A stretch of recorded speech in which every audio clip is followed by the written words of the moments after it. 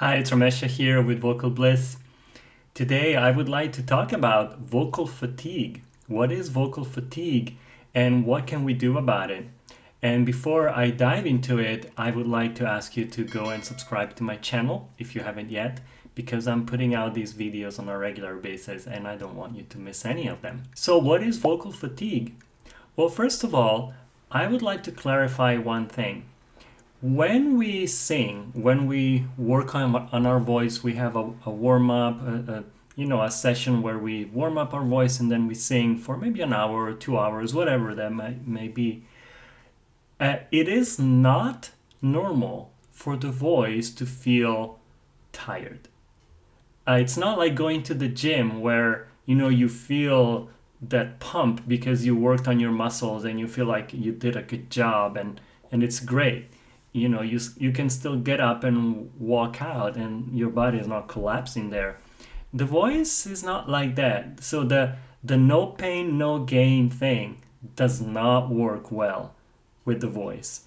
The voice should not feel tired when we use it. We can feel a general sense of tiredness for having to focus, for the many things that are involved in singing, but this should not feel tired or achy or any of that. I wanted to mention this because sometimes some of my beginner students especially, they have this idea in mind and they come to our lesson and they say, oh, I really worked on my voice this week and I could tell because my voice was feeling really tired afterwards. And that is usually to me a red flag. It tells me that, you probably didn't work on your voice very well. Because if you work on your voice well, it shouldn't feel tired.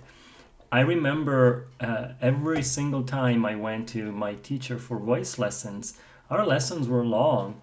And yet afterwards, my voice always felt great. It was like rejuvenated. It was like feeling really loose and great, just in great shape, but without any sense of tiredness. When I was feeling tired, it was more when I was practicing on my own and I wasn't doing it very well. So that's the difference. My teacher used to say that the larynx, so the vocal cords, this area here, when we sing, should be like the eye of a hurricane. Everything around it is happening, like your lungs are working because you're breathing more deeply, your diaphragm is working, your mouth, your tongue, because you're saying a lot of words and you're opening your mouth and all that. But the voice is like the eye of a hurricane, where it's like this, it's in a constant state of relative rest and relaxation. Obviously we are using them, but it shouldn't feel like we've used them. That's the thing. It shouldn't feel like, oh yeah, I can tell I've sung because my voice, it feels a little tired. So vocal fatigue is when you start to feel that your voice isn't responding very well anymore.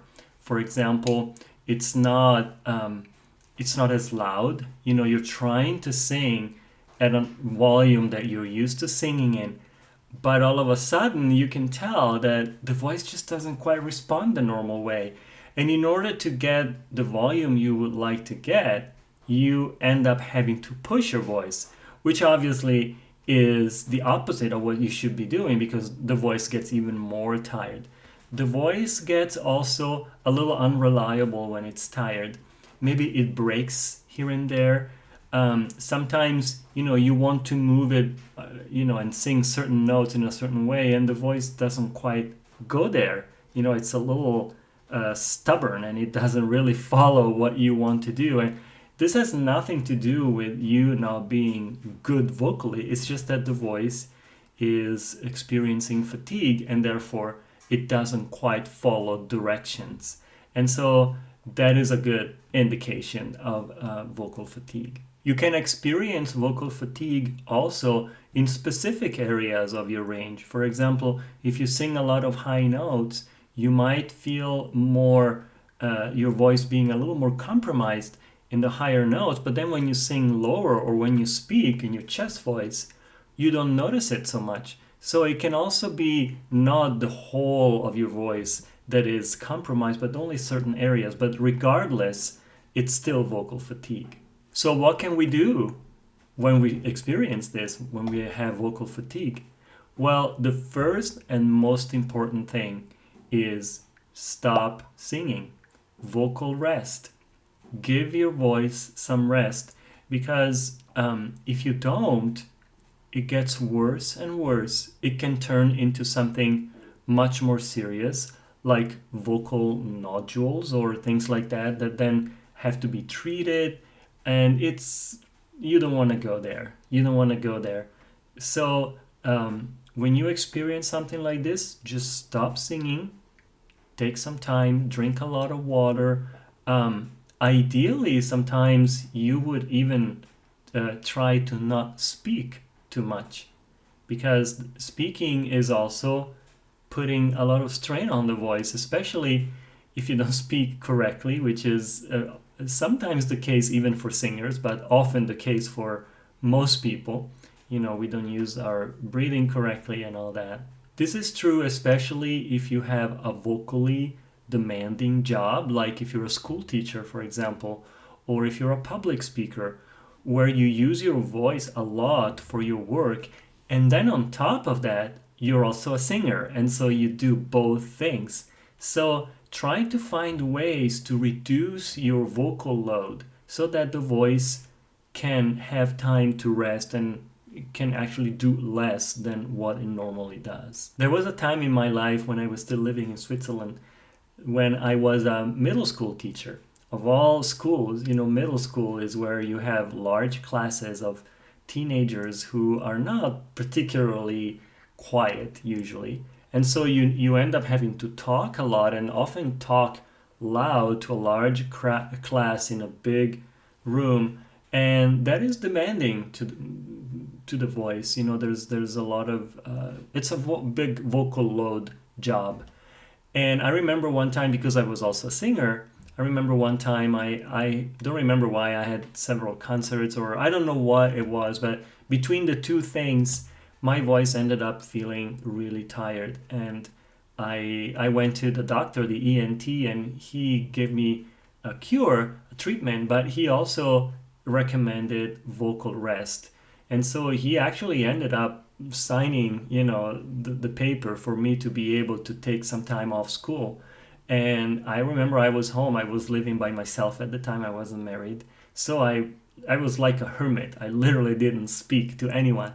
Now that was maybe a little extreme. It's not necessarily that necessary to do that, but it certainly helped. I mean, it really worked perfectly, and my voice went back to normal, and all was good. There are several other little remedies that you can do on your own at home to relieve vocal fatigue that are very effective.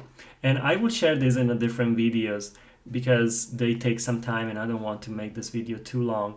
But these are especially good if you are in a situation where you're experiencing vocal fatigue, but you can't really stop singing because you have upcoming concerts or engagements where you have to use your voice and you can't not do it. And so there are things that you can do to help navigate through these periods, these situations, and still do it without completely ruining your voice. However, if the vocal fatigue is severe, there's just no way. You have to cancel whatever appointment you have coming up and just rest. This happens to all singers regularly. There are singers who come up with laryngitis or this or that and they have to cancel. There's just, unlike a violinist or a guitarist, their instruments is sitting there and they can take it out and take it to the luthier or whoever to fix it. Your voice is part of your body. So it's really part of you. Your instrument is part of you. And so you have to kind of factor that into that. And that is just part of life, part of the life of a singer. Sometimes I had to cancel several concerts in my life because of my voice not being in good shape and not wanting to make it worse and then compromise future concerts. So that's also the thing to think about. You're maybe canceling one or two in order to be able to do another 20, rather than, no, you push through and then you have to really stop and sometimes develop things that need special care and even surgery sometimes, and you don't want to go there because it's never good. So anyway, I hope this was helpful for you to learn a little bit about vocal fatigue and what it is and what it is not, and signs to recognize it, and also signs to recognize when you are not doing things exactly right that might lead to vocal fatigue. So like I said, I will talk more about this in future videos with more examples and more home remedies that you can use for your vocal fatigue. So thank you for watching. If you like this video, please consider giving it a thumbs up and consider subscribing to my channel as always. And I wish you all a wonderful week. Bye.